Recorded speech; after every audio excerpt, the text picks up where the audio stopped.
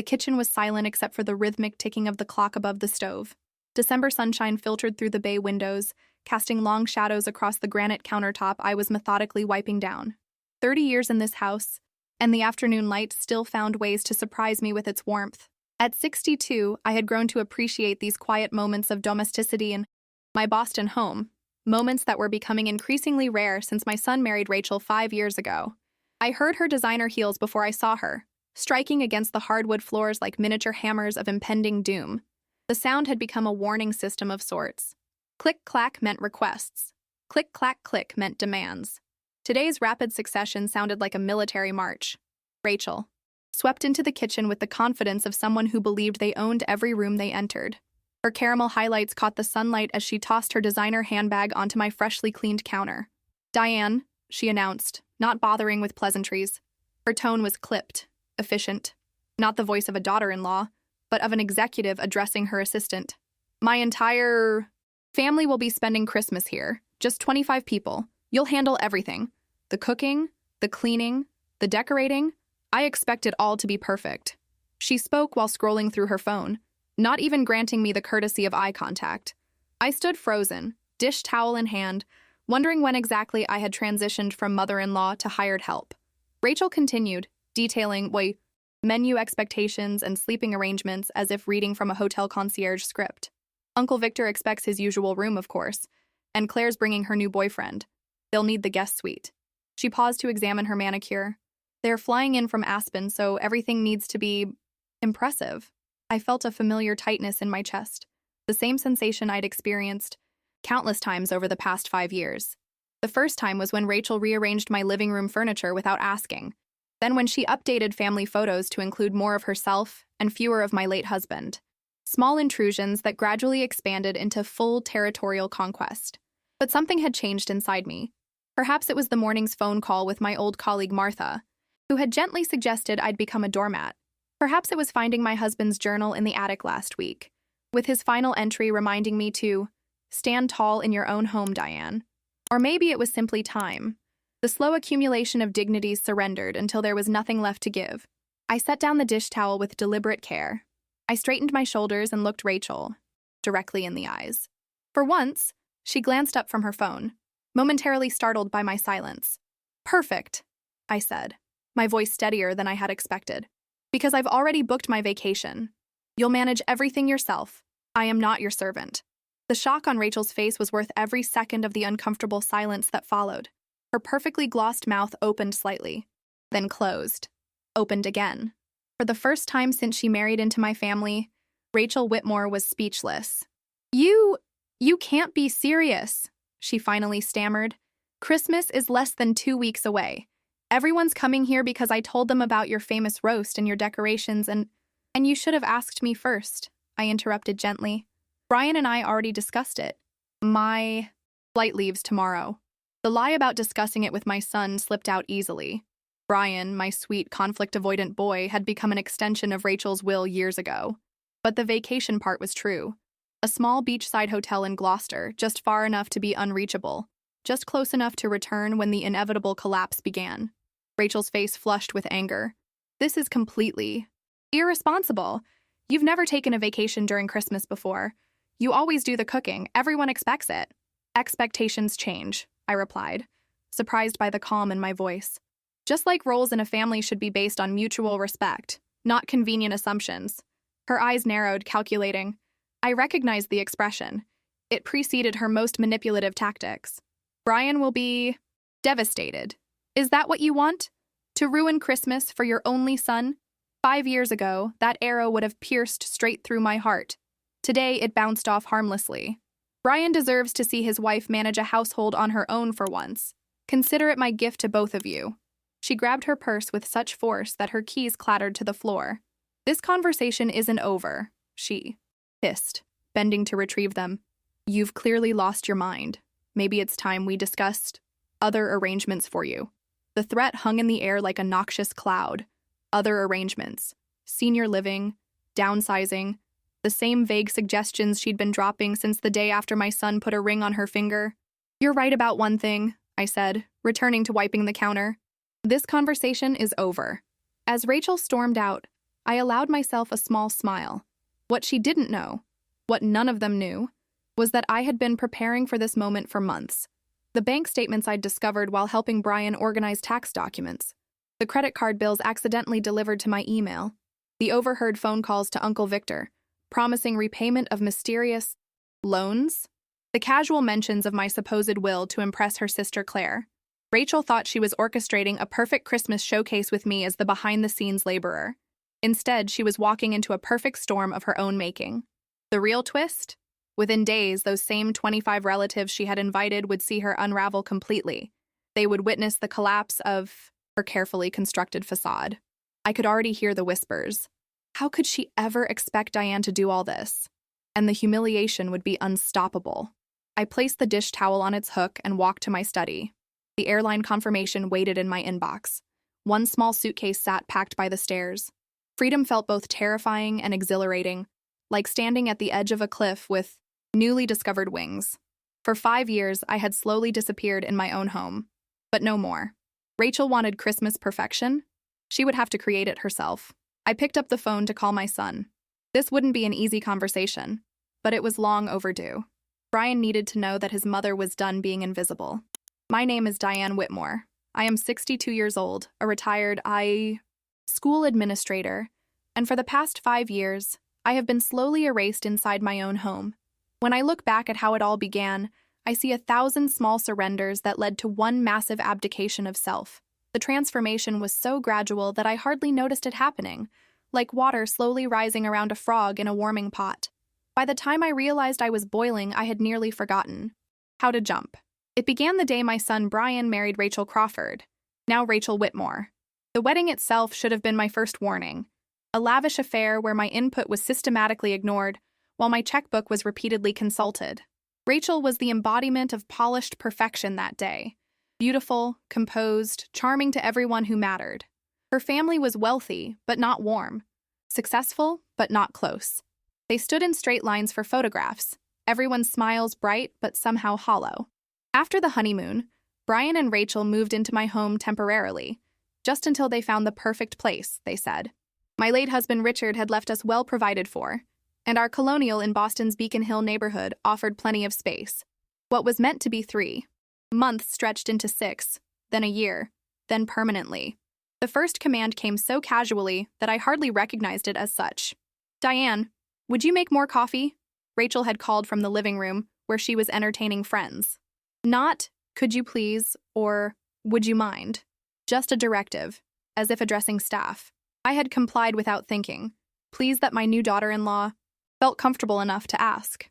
The next request came that same evening. "Diane, tidy this up before you go to bed, would you? We're exhausted." Again, I obliged, telling myself that young people worked hard and needed support. I remembered my own early marriage, how my mother had helped us navigate those first challenging years. But Rachel was different. She never thanked me. She never reciprocated. She only asked, then expected, then demanded. The requests became assumptions, and the assumptions became obligations. Each time I hesitated, she deployed the same phrase like a perfectly aimed dart. But family always helps family. What she really meant was, "You're here to serve me." 6 months after they moved in, Rachel redecorated my living room without asking. I came home from a weekend with Martha to find my comfortable, well-worn furniture replaced with sleek, uncomfortable pieces in stark whites and grays. The photographs of Richard gone. The bookshelves emptied of my beloved classics and filled with design volumes and empty decorative boxes. "It's so much more modern now," she'd said brightly when I stood speechless in the doorway. Brian agrees it was time for an update. And there was Brian behind her, smiling uncertainly, unwilling to acknowledge my shock. My sweet boy, who had once defended me fiercely, now stood silently by as his wife systematically dismantled the home I had built over decades. "It's just furniture, Mom," he'd said later when I finally found words to express my hurt. "Rachel has an eye for these things, and it's important for her to feel at home here." "It was my home first," I'd replied quietly. The look he gave me then, part disappointment, part irritation, broke something inside me. I never mentioned the furniture again. Rachel's conquest continued room by room, year by year. My kitchen became her showcase for entertaining. My garden was replanted according to her preferences. My recipes were updated to suit modern tastes. Each holiday became an elaborate production with me as the unseen stage manager, expected to create magic while remaining invisible. Diane, host my friends for dinner tonight. I'll tell them you insisted. Diane, we need the good crystal. Where do you keep it? Diane, Brian's boss is coming. I need you to make that roast everyone loves. By year 3, I was essentially the household's unpaid housekeeper, cook, and gardener. I had surrendered control not just of my space, but of my time. My friends stopped calling because I was always too busy with Rachel's latest demand to meet them for lunch or attend book club. My sister in Chicago complained that I never visited anymore. My world had shrunk to the dimensions of my increasingly unfamiliar house. The money matters began subtly. First, it was small things. Rachel using my credit card for emergency shopping trips, promising to pay me back but never quite getting around to it. Then larger purchases, furniture, electronics, weekend getaways, all supposedly shared expenses that somehow ended up on my accounts. We're family, she'd say dismissively when I raised concerns. It all stays in the family anyway. When I discovered that, Rachel had been systematically draining Brian's inheritance from his father while simultaneously building debt with her own family, I felt a cold clarity descend. This wasn't just about control or convenience. This was calculation. Rachel needed my home, my money, my labor. Not because she loved our family, but because she was desperate to maintain appearances. Her wealthy relatives, particularly Uncle Victor and her sister Claire, believed she had married into money and stability. The truth, that she was drowning in debt and manipulating my son, would destroy the image she had so carefully constructed. And that's when I began to plan. Not a revenge, but a revelation. Not a dramatic confrontation, but a strategic withdrawal. Rachel had spent years making me invisible. It was time she discovered just how essential my presence had been.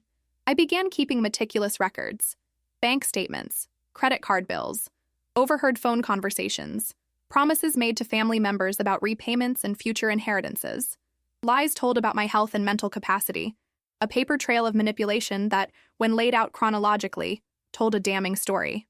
Then I waited for the right moment. The perfect opportunity to step back and let Rachel's carefully constructed house of cards collapse under its own weight. That moment arrived with her Christmas announcement. 25 guests, 2 weeks' notice.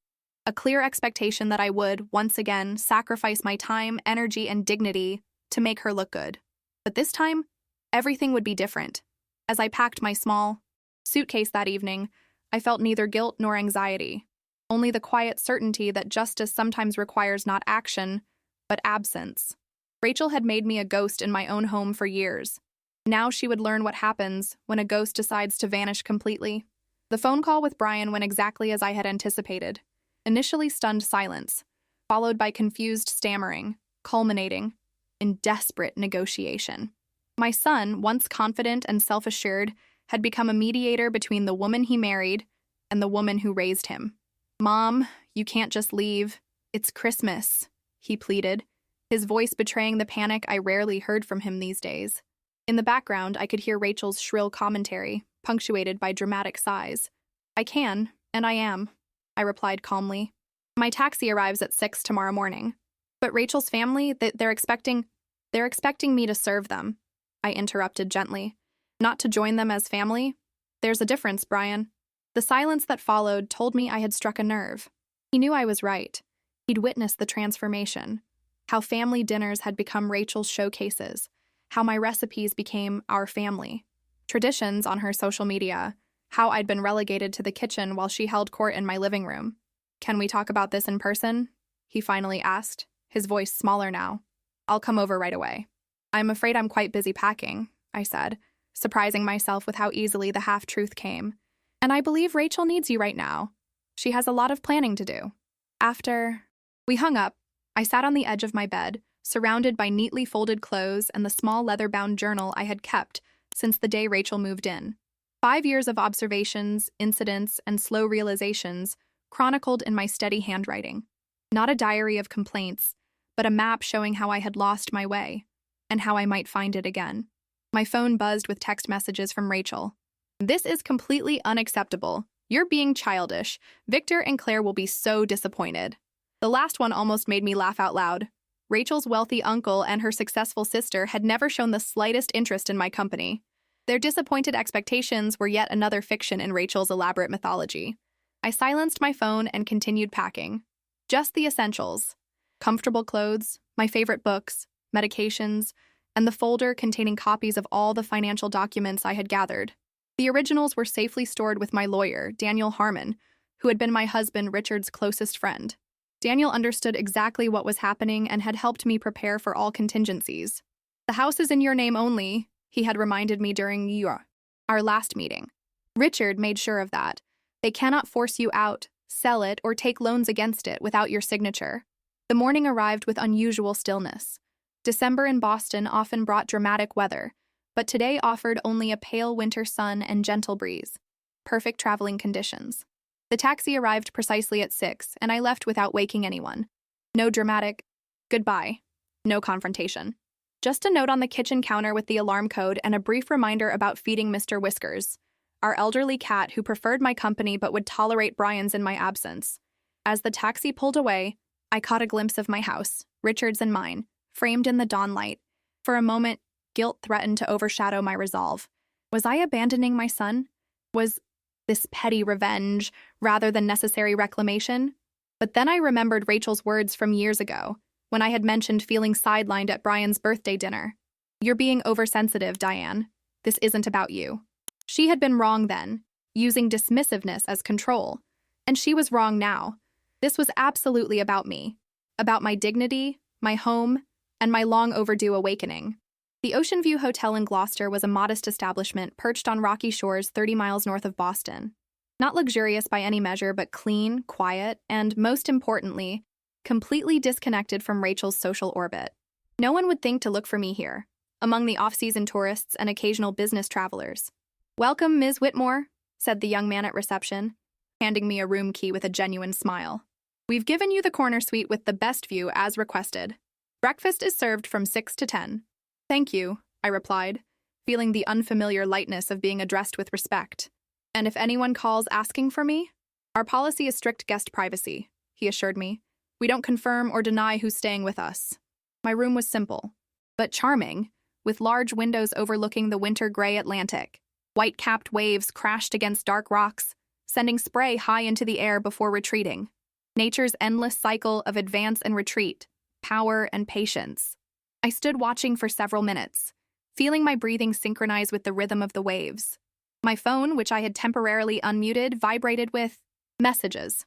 3 missed calls from Brian. 2 voicemails from Rachel, which I deleted without listening. 1 text from Martha. "Did you do it? Are you free?" I texted back. "Mission accomplished. The eagle has landed." Martha's response was immediate. "Proud of you, warrior woman. Keep me posted." That first day passed in peaceful solitude.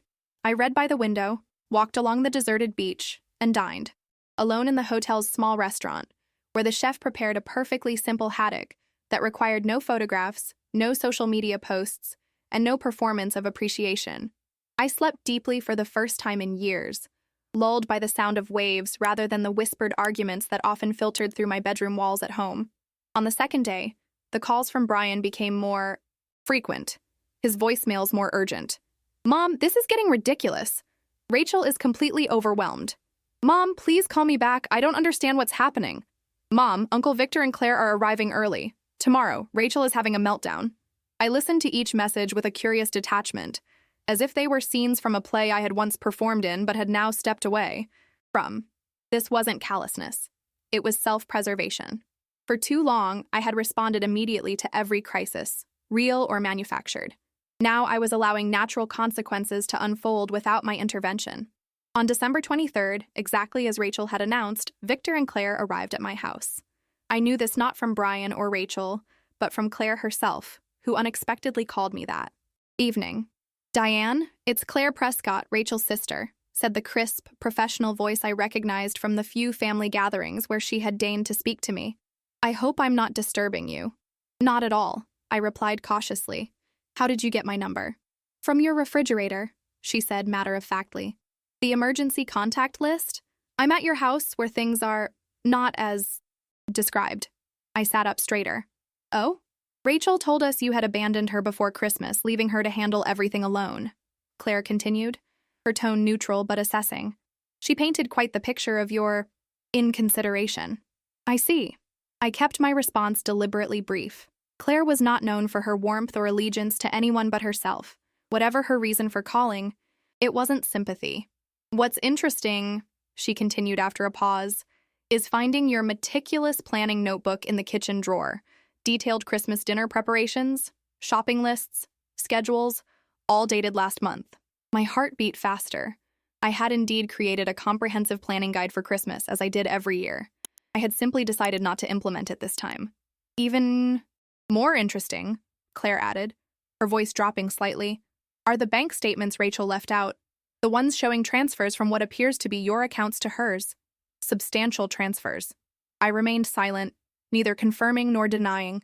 Claire sighed, a sound not of exasperation but of recognition. My sister has always been resourceful, but this situation seems particularly egregious. I wonder if we might meet, Diane. Perhaps tomorrow? There are matters that would benefit from direct conversation. As I agreed to meet Claire the following morning at a cafe halfway between Gloucester and Boston, I realized that the unraveling had begun even sooner than I had anticipated.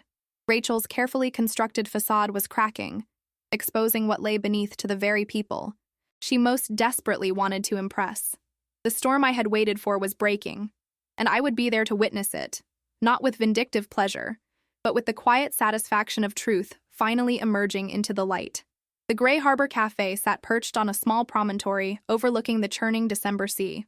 Its windows, fogged with condensation, created a cocoon-like atmosphere inside, warm, intimate, and isolated from the wind-whipped landscape beyond. I arrived 15 minutes early, selecting a corner table that offered both privacy and a clear view of the entrance. Claire Prescott arrived precisely on time, dressed in a tailored charcoal suit that suggested she had come directly from work rather than from my house. Her resemblance to Rachel was striking but incomplete. Same high cheekbones and amber eyes, but where Rachel cultivated softness and charm, Claire emanated efficiency and directness. She removed her coat, ordered black coffee without consulting the menu, and turned her full attention to me. "Thank you for meeting me," she said, her tone businesslike but not unfriendly. "I'll be direct, Diane. I believe my sister has been taking advantage of you, financially and otherwise." I sipped my tea, taking a moment to formulate my response. "What makes you think that?" Claire's eyebrow arched slightly. "Besides the evidence I mentioned on the phone? Let's call it pattern recognition. Rachel has always been skilled at arranging situations to her benefit, and yet you've never intervened," I observed quietly. A flicker of something, guilt, resignation, crossed her face before disappearing behind her professional mask. "Family dynamics are complicated. I'm sure you understand that better than most." The server arrived with Claire's coffee, providing a brief intermission. When she left, Claire leaned forward slightly. "Victor is furious," she said. "Rachel apparently borrowed quite a lot of money from him, nearly $50,000, claiming it was for renovations to your house, renovations you supposedly requested and agreed to finance jointly." I felt a cold wave of shock. $50,000, far more than I had discovered in my own investigation. "I see. No, I don't think you do," Claire replied, stirring her coffee with precise movements. "Victor doesn't care about the money. He cares about being lied to, and about finding your house, in its current state. Beautiful, but hardly renovated, unless one counts new throw pillows and centerpieces as major improvements." "And what is its current state otherwise?" I asked, genuinely curious about the home I had left just days ago. Claire's expression softened momentarily. "Chaotic.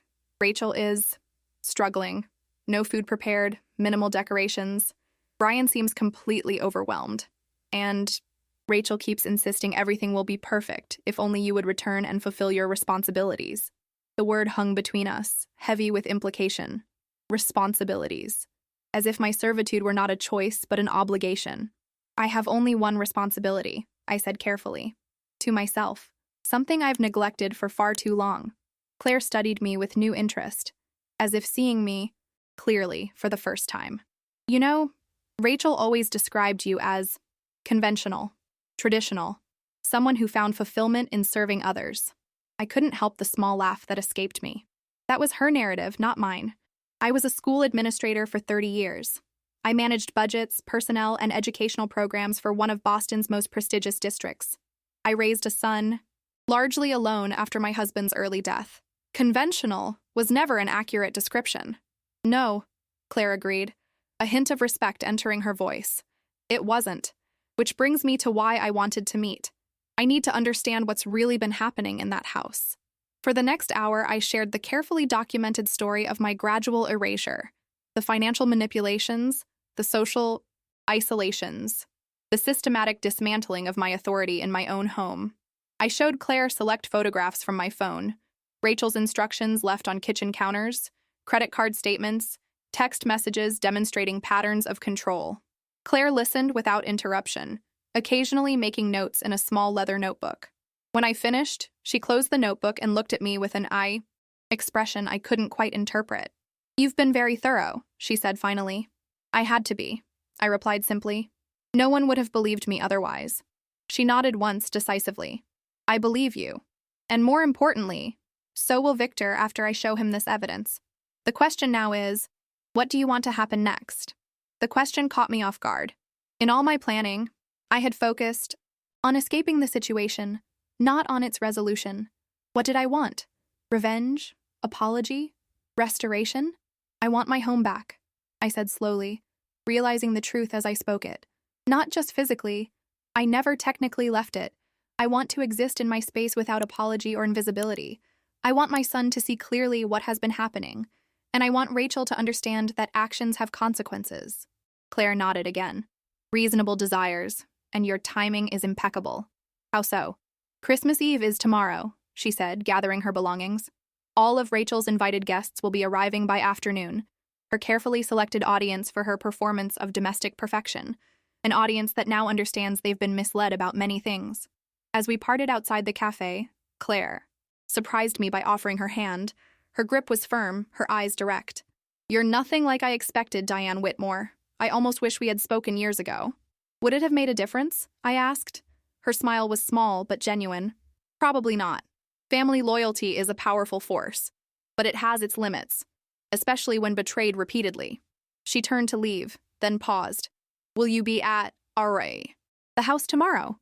I hesitated only briefly. "Yes, I believe I will." "Good," she replied. "Every performance needs its final act." As I drove back to my hotel, the winter sun broke briefly through heavy clouds, illuminating the coastal road with startling clarity. Similarly, my path forward had suddenly become clear. This wasn't about punishing Rachel or even reclaiming physical space. It was about standing in my truth after years of accommodation and invisibility. Tomorrow would bring confrontation, certainly. Discomfort, inevitably. But beyond those lay the possibility of restoration, not just of my place in my home, but of my sense of self. I called my lawyer from the hotel room, updating him on the unexpected developments and confirming our plan for the following day.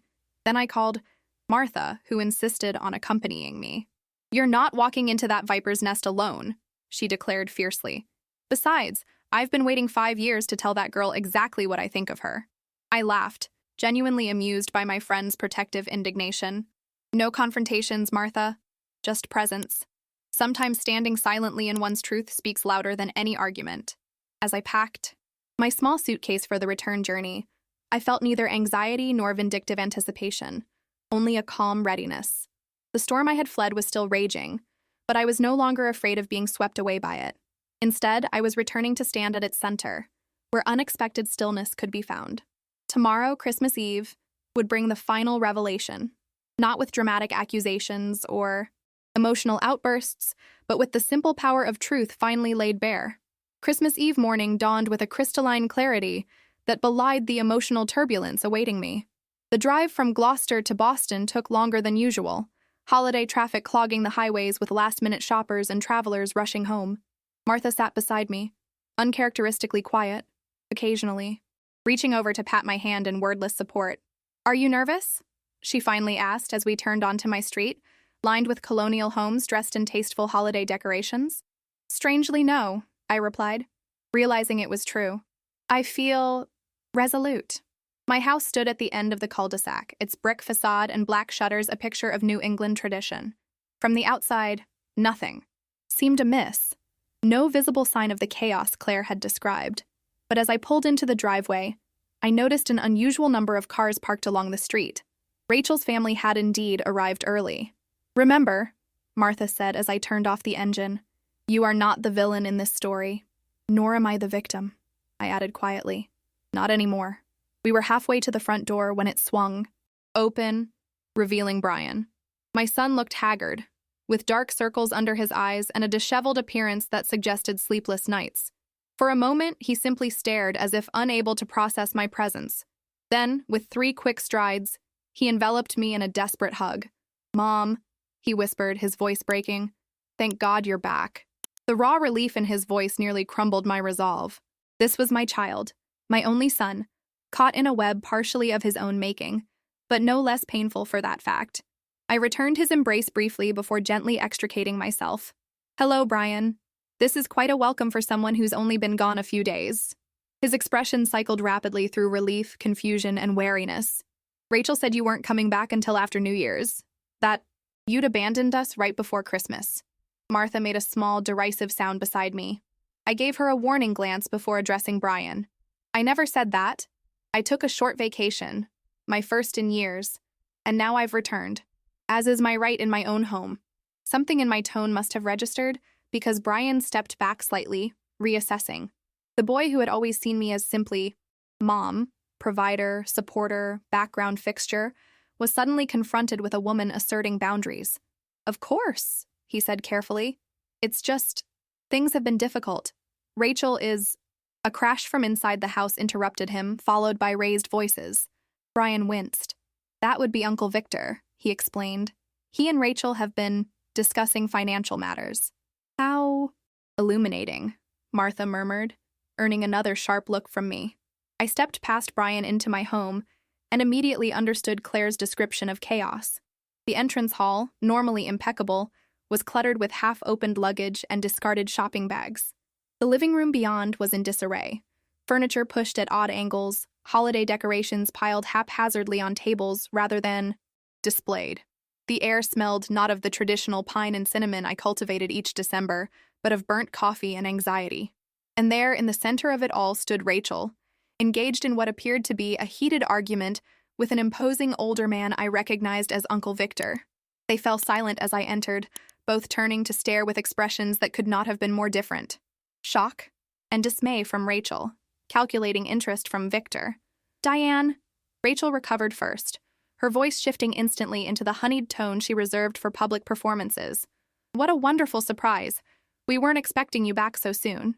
Evidently, I replied mildly, taking in the scene. Victor Prescott stepped forward, extending his hand.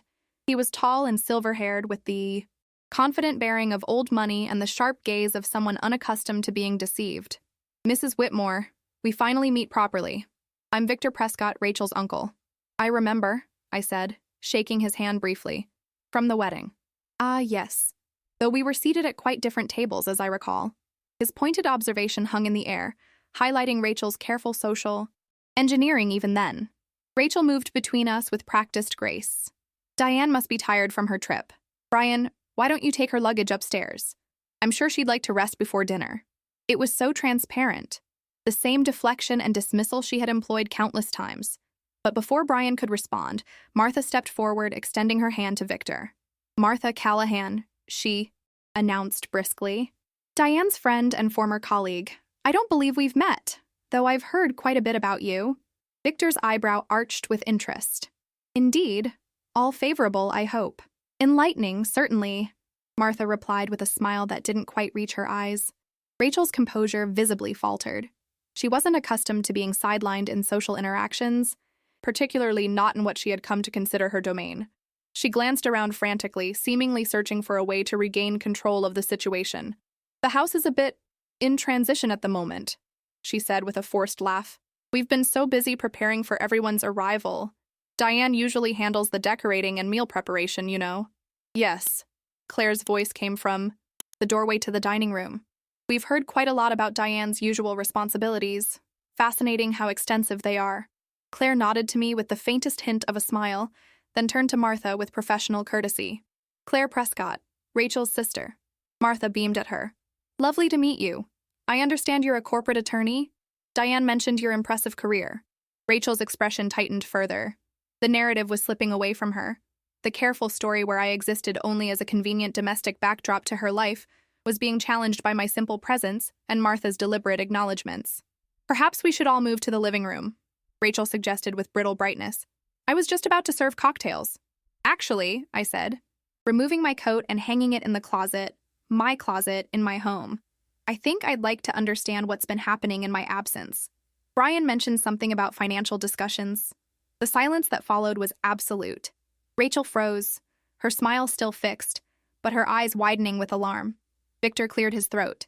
Yes, we were just clarifying some discrepancies regarding funds that Rachel indicated were for home renovations. Substantial renovations that I'm having trouble identifying.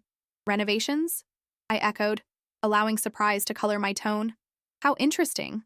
There have been no renovations planned or discussed with me, the homeowner. That's not, Rachel began, but Victor cut her off with a raised hand. That's what I suspected, Mrs. Whitmore, along with several other misrepresentations that have recently come to light. Brian stepped forward, his expression confused and increasingly desperate. What's going on? Rachel, what is Uncle Victor talking about? For the first time, I felt a stab of genuine sympathy for my son. Whatever faults he had shown in allowing Rachel's treatment of me, he appeared genuinely unaware of the financial manipulations she had undertaken. The betrayal he was about to discover was not just of me, but of him as well. Rachel's facade cracked further. This is ridiculous. Everyone is blowing things completely out of proportion. Victor loaned us money for house maintenance, normal upgrades that benefit all of us. Diane knew about it, she just forgot. She's been so forgetful lately. The last part was delivered with just, the right note of concern. The same tone she had been cultivating for years whenever discussing me with others. Poor Diane, getting older, becoming confused. The groundwork for eventually moving me out of my own home. I have not been forgetful, I stated firmly. Nor have I agreed to or known about any loans for home improvements. What I have known about, however, are the systematic withdrawals from Brian's inheritance account, nearly $30,000 over the past 3 years.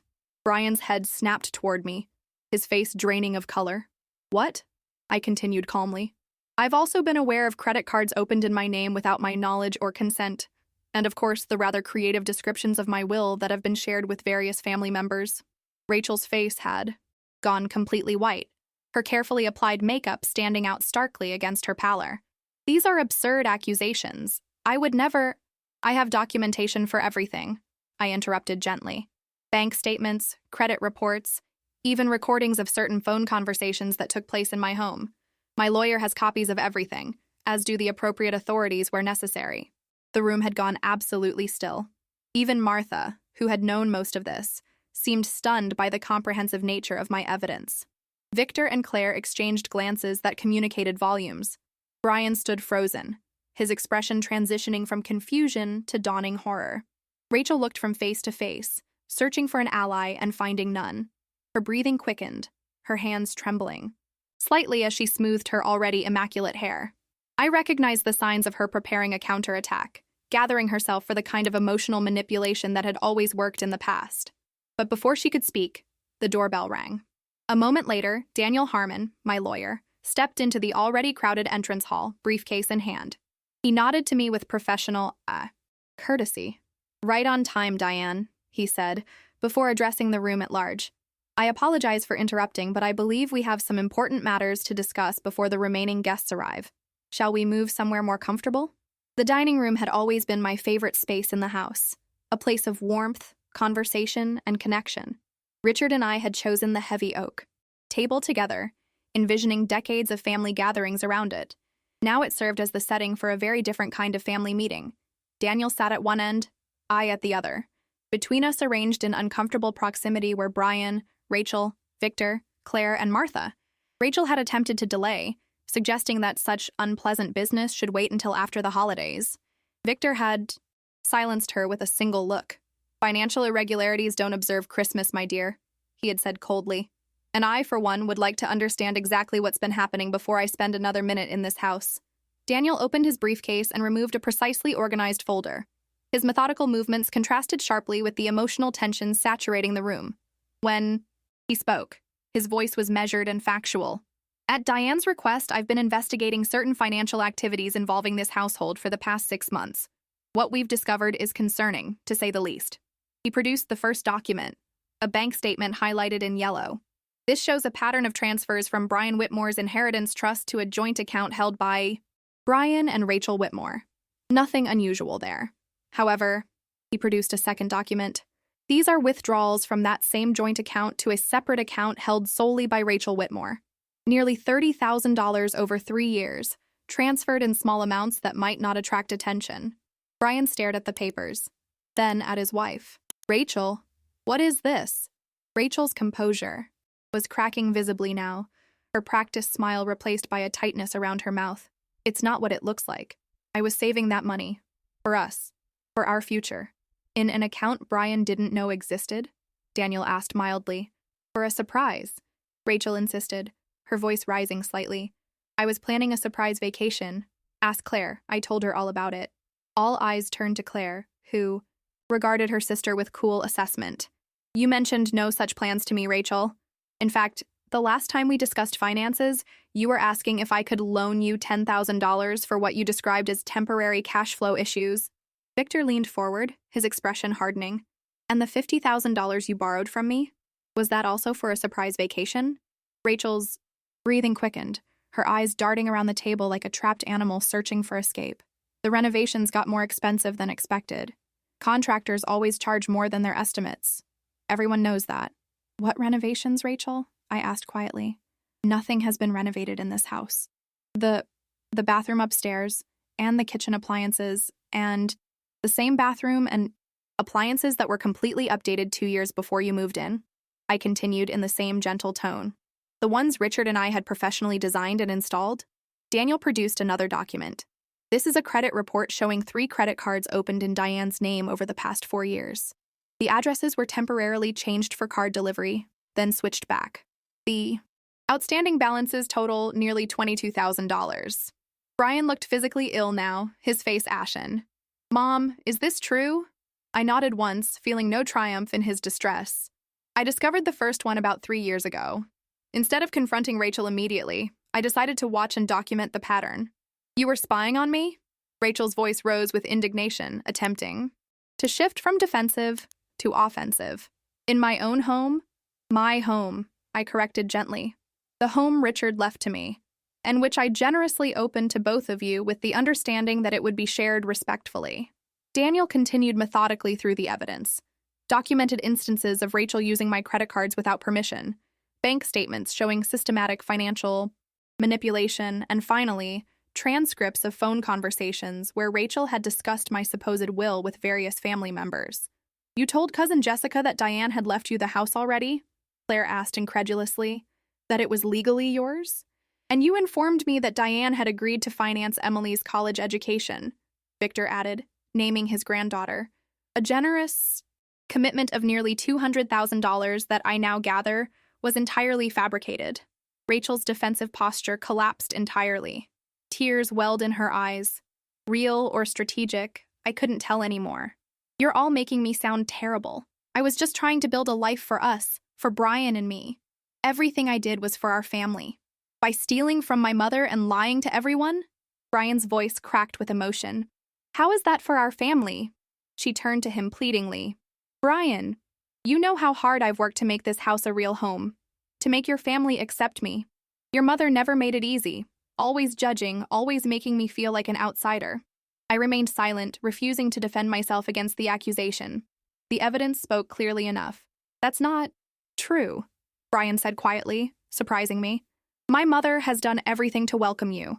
She gave us a place to live, cooked for your friends, helped with every party and holiday. She even let you redecorate rooms that meant the world to her. Because she was trying to control everything, Rachel cried, tears now streaming freely. She never thought I was good enough for you. She wanted to keep you dependent on her. Victor cleared his throat.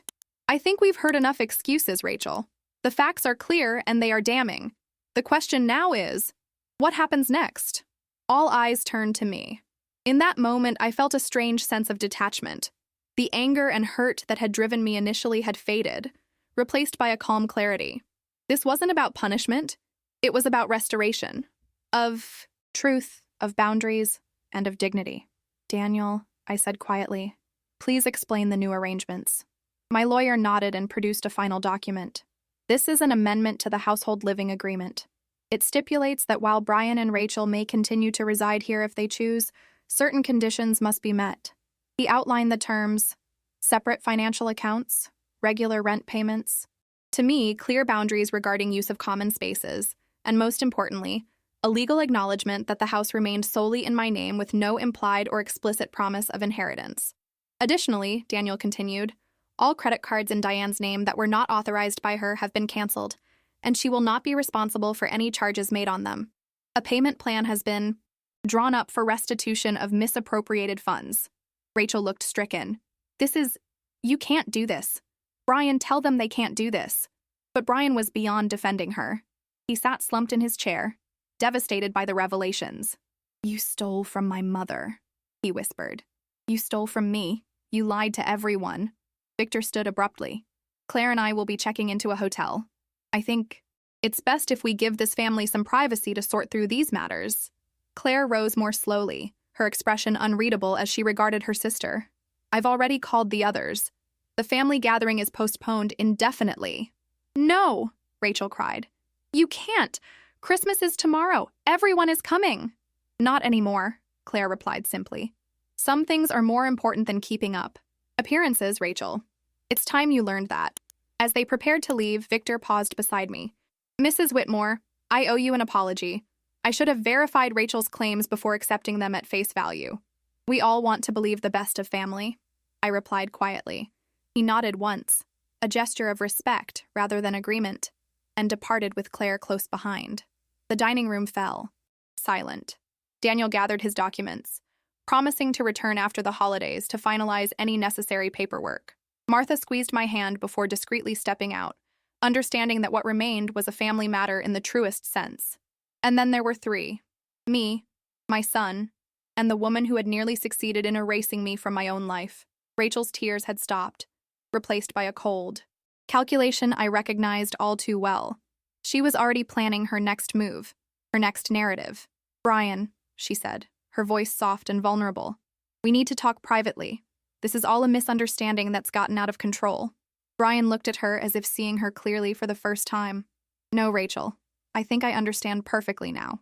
He turned to me, his expression filled with shame and regret.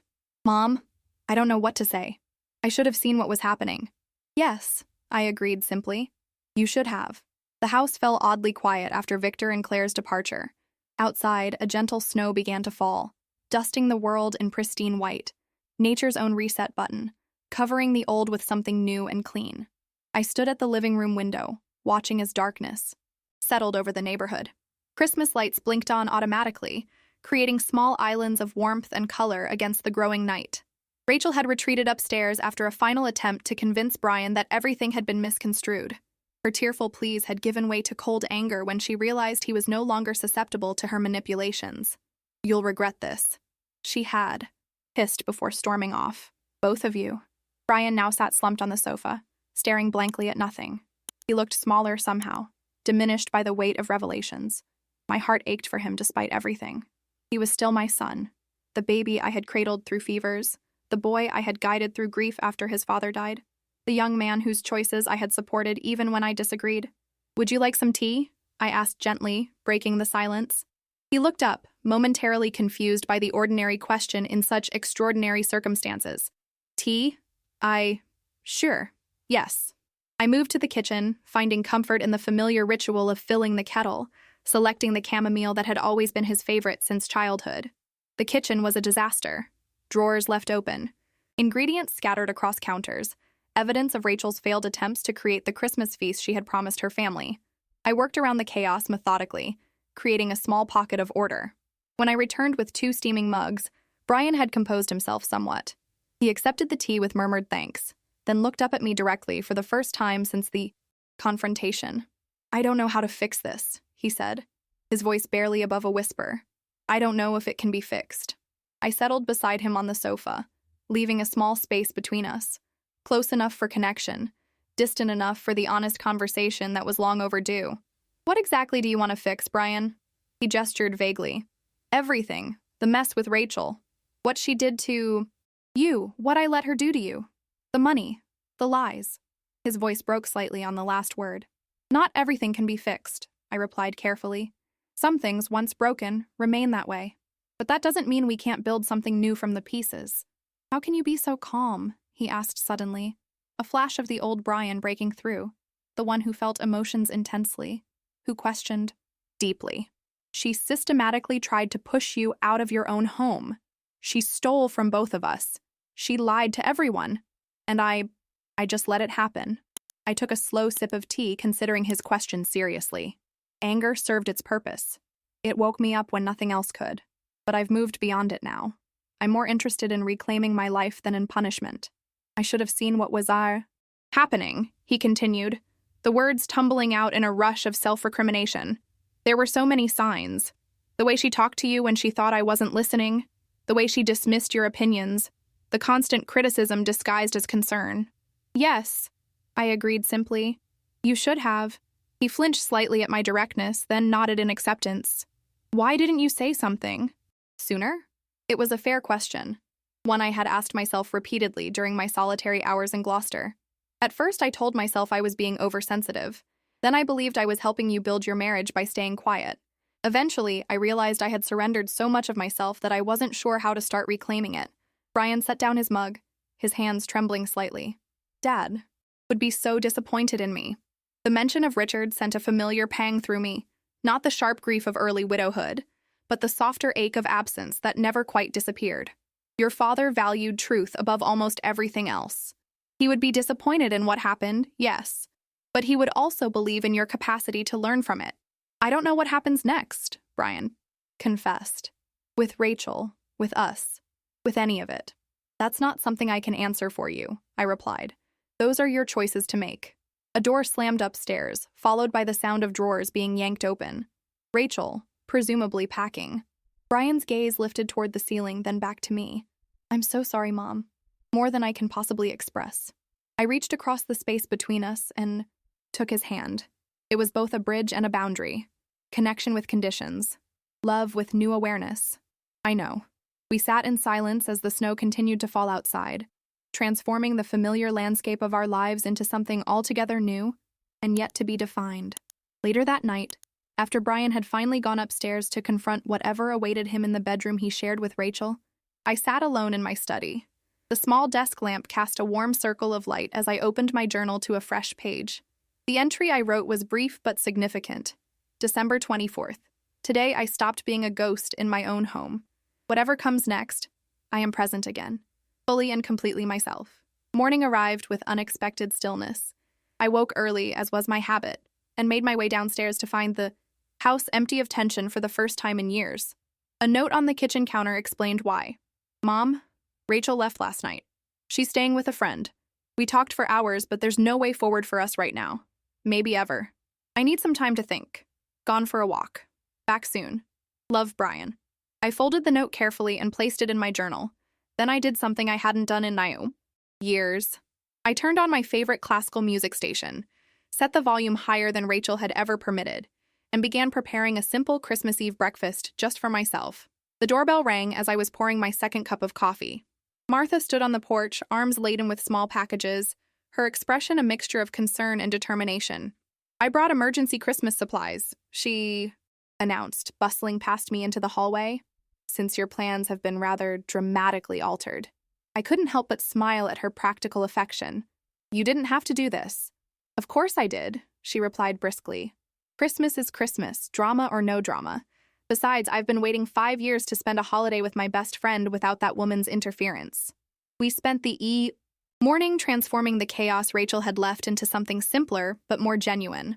Martha had brought fresh greenery, candles, and enough food for a modest but lovely Christmas Eve dinner. As we worked, I shared Brian's note and the developments of the early morning hours. So they're over? Martha asked, arranging pine branches in a crystal bowl that had been my mother's. I don't know, I answered honestly. That's for them to decide. But something fundamental has broken between them. Trust? Respect? Perhaps both. Martha nodded thoughtfully. And how do you feel about that? I paused, considering. Sad for Brian. relieved for myself, and strangely, free. Free, Martha repeated with satisfaction. That's the word I've been waiting to hear from you. When Brian returned from his walk, cheeks reddened from cold and eyes clearer than they had been the night before, he seemed surprised by the transformation of the house. You've been busy, he observed, taking in the simple decorations and the smell of baking bread. Martha believes in Christmas emergencies, I explained with a small smile. Smart woman. He hesitated, then added, Rachel took most of her things. She says she needs space to think. I nodded, allowing him the dignity of handling his marriage in his own way. And what do you need? He looked around the house, his childhood home, the scene of recent betrayal, and perhaps the starting point for something new. I need to remember who I was before all this, and maybe figure out who I am now. That, I said quietly, sounds like a very good place to begin. That evening, an unexpected visitor arrived just as we were sitting down to our simple Christmas Eve dinner. Claire Prescott stood on my doorstep, alone and uncharacteristically hesitant. I hope I'm not intruding, she said formally. I wanted to check that you were managing. I invited her in, surprised by her concern. We're having a quiet dinner. Would you like to join us? She glanced at Martha and Brian, both watching curiously from the dining room doorway, then back to me. I don't want to impose on a family gathering. Family, I replied carefully, is sometimes more about choice than blood. Please join us if you'd like. Claire's carefully maintained professional demeanor softened slightly. Thank you. I would like that. Our Christmas Eve dinner was nothing like the elaborate production Rachel had planned. No perfectly styled table settings, no Instagram-worthy centerpiece, no performance of domestic perfection. Instead, 4 people with newfound clarity about what truly mattered shared a simple meal, honest conversation, and the quiet understanding that sometimes endings make space for unexpected beginnings. Spring came early to Boston that year. By mid-March, crocuses had pushed through the last patches of snow in my garden, and the first hints of green were visible on the tree branches outside my bedroom window. Nature's own lesson in renewal played out in perfect synchronicity with the changes in my life. Rachel never returned to the house after Christmas Eve. According to Claire, with whom I had developed an unexpected friendship, Rachel had moved to Chicago to reinvent herself. The divorce proceedings were underway, conducted with a minimum of drama thanks to Brian's insistence on generous but clear-headed settlement terms. She's not contesting anything, he told me one evening as we shared coffee in the kitchen, a new ritual that had developed between us. The lawyer says she's being surprisingly reasonable. Perhaps she's found her own kind of clarity, I suggested. Rachel had been many things: manipulative, dishonest, controlling, but never stupid. She had recognized when a situation was truly beyond salvation. Brian nodded thoughtfully. Maybe. Claire says she's different now. Quieter, more genuine, less focused on appearances. I made no comment. People could change. I believed that fundamentally, but some patterns ran too deep for easy transformation. Time would tell which was true for Rachel. As for Brian and me, we had established a new way of living together in the old house. He paid rent now, insisting on it despite my initial protests. It's not about the money, he'd explained. It's about respect, recognizing that this is your home, not just a convenience I'm entitled to. We shared some meals, but maintained separate spaces. He had moved into the guest suite, leaving the master bedroom he had shared with Rachel firmly in the past. Most importantly, we talked, really talked, about expectations, boundaries, and the subtle ways we had each contributed to the unhealthy dynamic that had developed. I think I was always afraid of disappointing Dad, he confessed during one particularly honest conversation. After he died, I transferred that fear to you.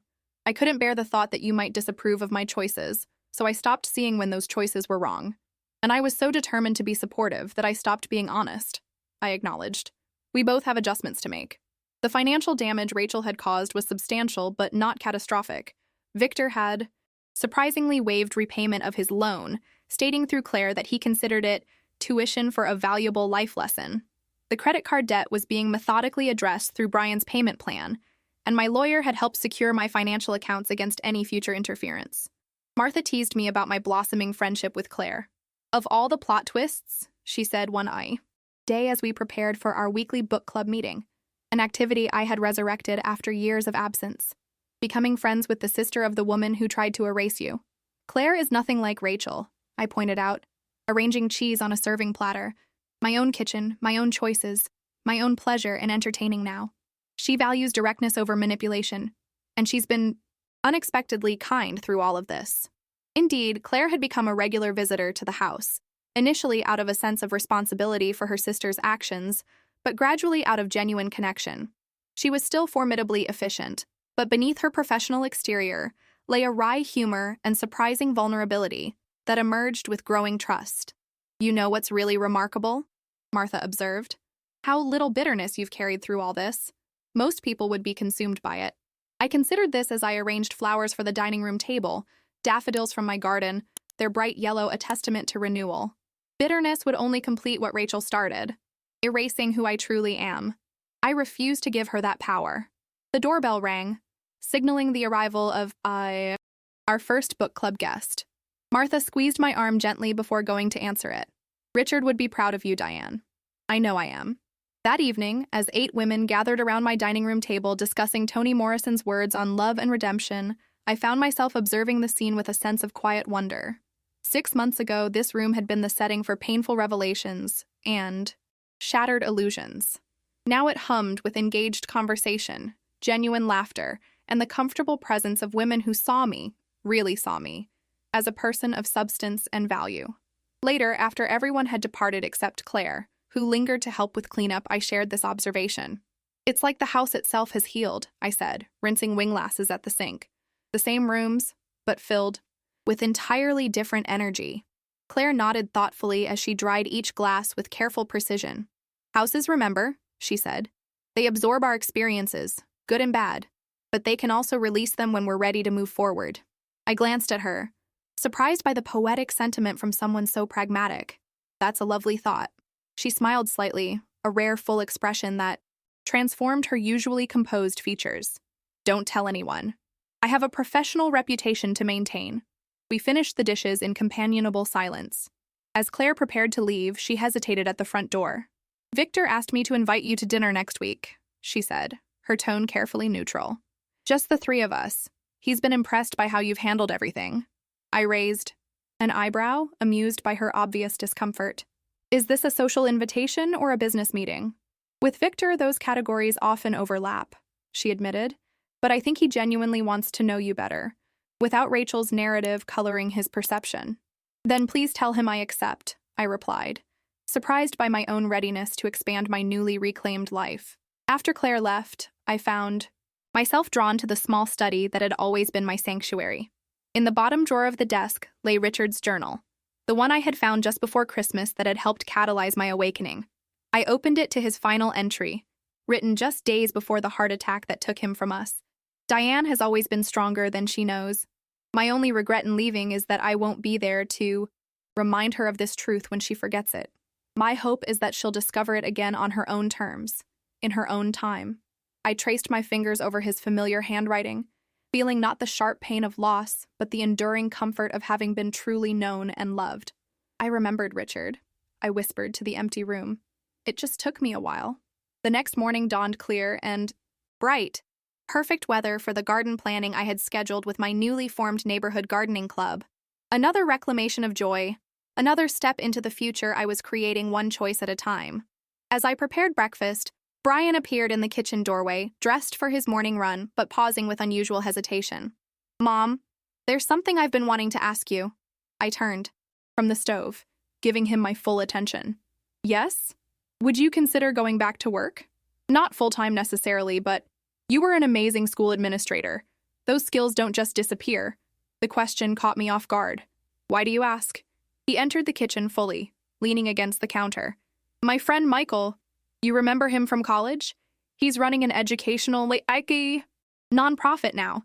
They're looking for a program consultant, someone with real administrative experience. I mentioned you, and he was really interested."